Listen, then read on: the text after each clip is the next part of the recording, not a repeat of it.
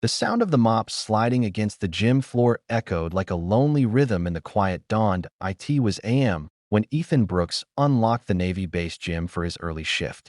The smell of disinfectant, steel, and silence filled the air. He moved with purpose but no rush, like a man who'd made peace with doing thankless work. His calloused hands guided the mop, his mind elsewhere. Every morning began the same way. Clean, sweep, scrub, repeat. The base came alive hours later, but Ethan's world began before sunrise and ended after his daughter's bedtime. He worked double shifts to keep a roof over their heads. No one on that base knew he'd once been someone else. Years ago, Ethan had been a Marine, a good one, a decorated one. But when his wife was diagnosed with cancer, his world collapsed. She died 3 years later, leaving behind a 6-year-old girl who still waited by the window every night for mommy to come home. Ethan never went back to the Marines. He took any job he could find, and the janitor's uniform became his new armor.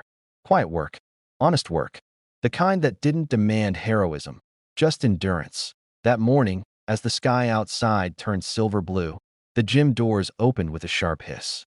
In walked Admiral Raymond Pierce, a name that carried weight across every Navy corridor.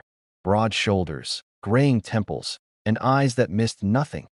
Ethan froze mid-swipe. "Morning, sir," he said softly.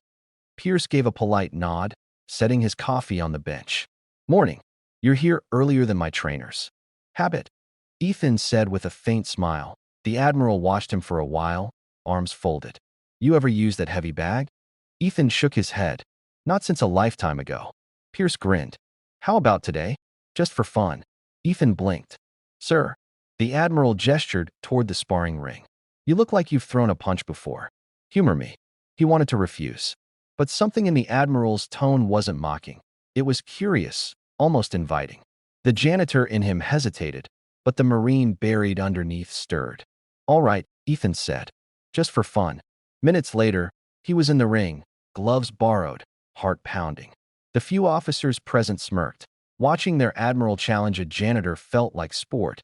Pierce threw the first jab, controlled, precise. Ethan stepped aside, reflexively countering with a clean block. The Admiral raised an eyebrow. "Not bad," he muttered. They moved faster. Pierce struck again, and again Ethan deflected, almost effortlessly.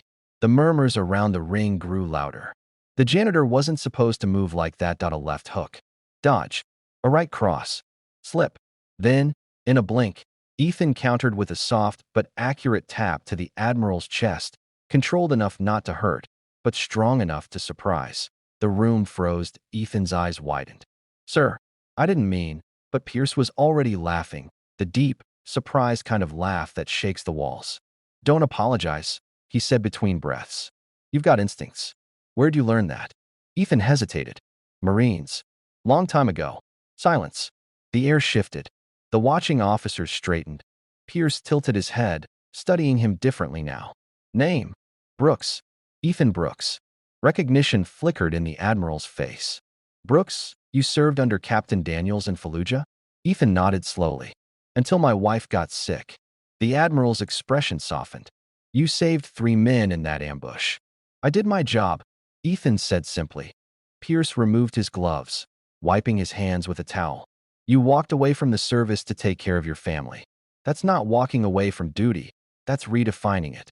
Ethan looked down, embarrassed. "Doesn't feel that way when you're mopping floors." Pierce's voice lowered. "You're wrong, son. Every man who puts others first still serves, just in a different uniform." That moment, the way the Admiral said it, something inside Ethan broke open. For years, he'd lived with quiet guilt, thinking he'd abandoned his purpose. Now, standing there sweaty and breathless, hearing those words from a man like Pierce, it was like being seen for the first time in years. A week passed. The sparring story spread like wildfire. Some joked about it, others respected it. But Ethan didn't care for attention. He still cleaned, still clocked in before dawn, still went home to read bedtime stories to his daughter. Until one afternoon, he was called to the Admiral's office. He arrived nervous, wiping his hands on his uniform. "Sir, is there a problem?" Pierce smiled. "On the contrary. Sit." Ethan sat stiffly. The Admiral slid a file across the table. "You've been cleaning our floors for 3 years. I think it's time you started training our men. Ethan blinked. Sir, I'm not qualified. Pierce interrupted. You are. I've read your record. Leadership commendations. Physical training excellence. You know what discipline looks like when life knocks you down. That's what these recruits need. Ethan's throat tightened. Why me? The Admiral leaned back.